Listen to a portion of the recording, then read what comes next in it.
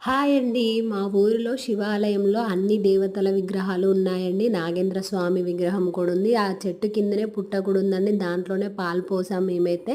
ఇక్కడ చూసారు కదా నాగేంద్ర స్వామి విగ్రహం అయితే ఇలాంటివి అయితే ఒక 2, 3 ఉన్నాయండి ఇక్కడే. చాలా పబ్లిక్ ఉండడంతో చాలా లేట్ అయిపోయిందండి వీడియో తీసి అప్లోడ్ చేసేసరికి. నాగేంద్ర స్వామికి పుట్టలో కాకుండా ఇలా విగ్రహం మీద కూడా పాలు పోస్తున్నారండి ఇక్కడ. మేము కూడా అందరం ఇలానే చేసేసాము ఇక్కడైతే.